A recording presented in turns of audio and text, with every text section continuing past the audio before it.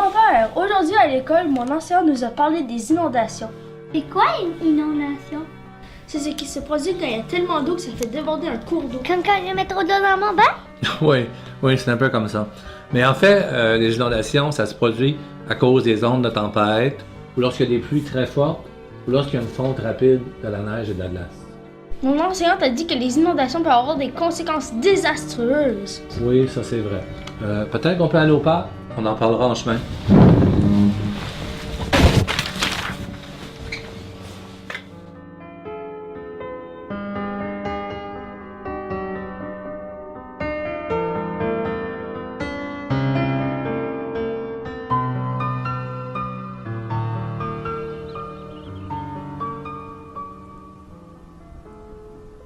Grand-père, raconte-nous ce qui se passerait si une inondation se produisait.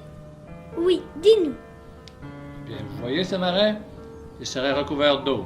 Ce marais nous protège contre les inondations, car il agit un peu comme une éponge. Nous avons donc pas la crainte quand nous vivons près d'un marais. Ce n'est pas aussi simple que ça. À cause de l'eau et de la glace qui seraient dans les marais, il est possible que le marais serait détruit. Ce serait vraiment dommage pour l'habitat naturel des animaux qui y habitent, comme les poissons et les oiseaux, car ils s'y reproduisent et s'y nourrissent. Mon enseignante a dit que les inondations peuvent aussi être dangereuses pour nous. Oui, elle a raison. L'eau peut détruire les routes, casser des poteaux électriques, causer des pannes de courant. L'eau, bien sûr, peut rentrer dans les sous-sols des maisons. Il est arrivé dans le passé que plusieurs maisons, même un quartier ou une ville en entier, devaient se faire évacuer. Ouf, une chance que ça n'arriverait jamais ici. Tu te trompes. Mon enseignante a dit que ça peut se produire ici. Non, c'est pas vrai. Oui, Céline, n'est-ce pas, grand-père? Oui, il y a déjà eu des inondations ici. Je veux en savoir plus au sujet des inondations.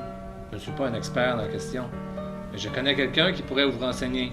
Nous pourrons aller chez elle et lui rendre visite.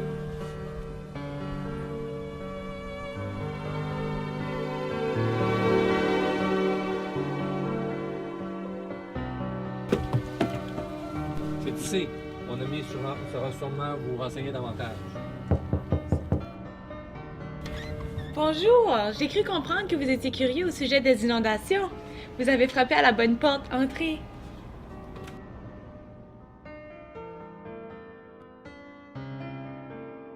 Eh bien, que voulez-vous savoir? Quels sont les inconvénients d'une inondation? Il y en a plusieurs. Premièrement, les inondations ont beaucoup d'effets négatifs sur l'économie locale. Les agriculteurs perdent des terres fertiles et les pêcheurs ne peuvent pas pêcher sur leur quai détruit. Les marchands aussi souffrent beaucoup. Quand leur marchandise est ruinée et leur commerce endommagé, ils ne font aucun profit. Moi, je ne travaille pas, donc je n'ai rien à craindre des inondations. Bien au contraire. L'eau sale de l'inondation peut contaminer l'eau potable. C'est pourquoi plusieurs personnes tombent malades suite à une inondation. Aussi, l'eau salée de la mer peut se mélanger à l'eau que l'on boit et faire en sorte que nous n'avons plus d'eau à boire. J'ai des amis qui ont perdu des souvenirs d'enfance parce qu'ils étaient dans le sous-sol puis qu'il y a eu une inondation. C'est vraiment dommage parce que ces souvenirs-là ne peuvent pas être remplacés. C'est triste. C'était une période très difficile pour eux. Ils ont dû quitter la maison parce que l'électricité avait été coupée. Et puis, ils ont même perdu un ami qui s'est éloigné.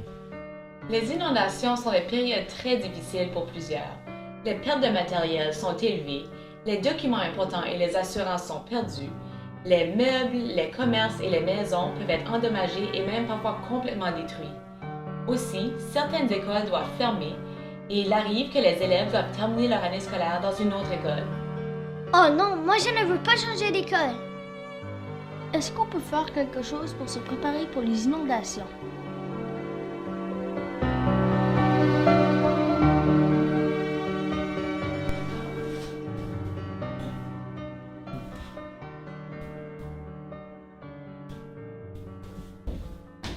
Je suis prête à faire face à une inondation maintenant. Ah, c'est très drôle, mais je pense pas que ce soit la meilleure façon de se protéger. Madame Caroline nous a donné la liste des choses à faire pour se préparer à une inondation. Regarde, premièrement, il faut boucher les fentes autour des fenêtres du sous-sol et des bas des portes du rez-de-chaussée. Il faut aussi ajouter une pompe de puisard au sous-sol. On peut aussi ajouter un clapet anti-retour au tuyau dans lequel se déversent les toilettes. Il faut aussi ranger nos documents importants, nos souvenirs et nos photos plus haut pour que les eaux d'inondation ne les atteignent pas. Il faut établir un plan d'urgence dans la maison. Il faut savoir par quelle porte sortir de la maison et où se rassembler.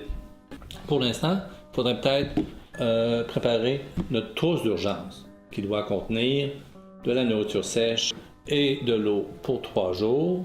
Il faut avoir une radio et une lampe de poche. Pourquoi autant de nourriture? Parce qu'on ne sait pas combien de temps qu'on va être pris dans la maison. Je crois que nous avons tout maintenant, grand-père. Maintenant, ce que je vais faire, je vais aller en bas chercher les documents importants et puis on va les mettre dans une boîte étanche qu'on va pouvoir rajouter à notre trousse. Pendant ce temps-là, j'aimerais que vous alliez à l'extérieur pour voir si les gouttières sont capables d'envoyer l'eau loin de la maison.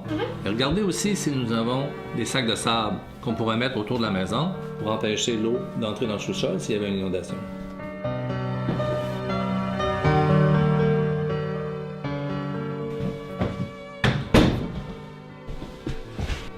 Tout semble en ordre.